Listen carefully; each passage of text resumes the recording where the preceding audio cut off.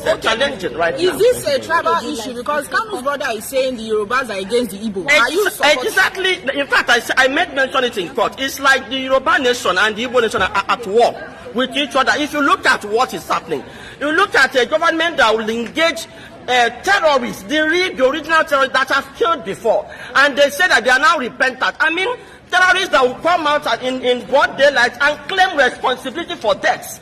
And they say they have forgiven them. Now, to worsen the whole thing, they say they have rehabilitated them and poured them into the Nigerian military. And how can the insecurity stop?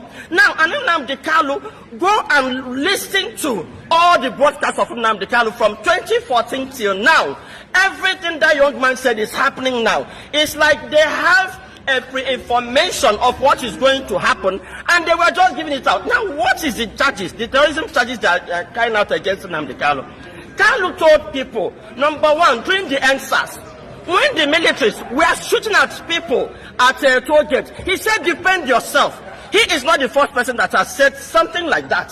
So the terrorism, he is a terrorist because he said, people, if the militaries are shooting at you, find a way and defend yourself and kill them too.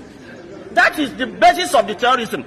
Now, but people that have carried out terrorism, killed, okay, like the general that was killed, somebody has taken responsibility.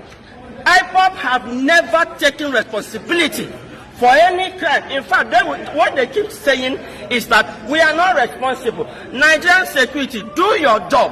In fact, they went as far as, in order to blackmail IPOP, did you know that the federal government engaged a Muslim jihadist in the person of Igbo to go and guide Southeast? Did you know that the federal they brought a jail in Imo State, carried all the criminals, handed them over to Igbo?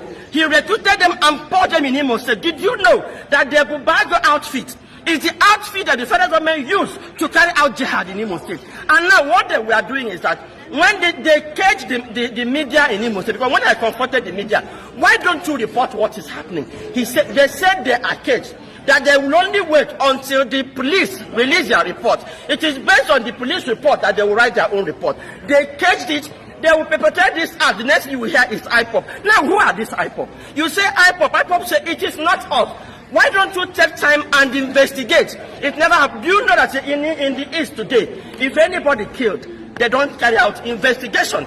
So all they did is to do that to set Nnamdi Kanu up to kill him. Let me tell you, Nnamdi Kanu is the only one man after Otuku that Igbos are rallying around, have seen as a leader. So they don't want that to happen. And well, we don't know what they plan to do, but we are watching. We know what they want to do. Thank you so much. Your name, ma'am? My name is Lolo Nneka Chimezie. I'm the president of Igbo Women Assembly. Thank you.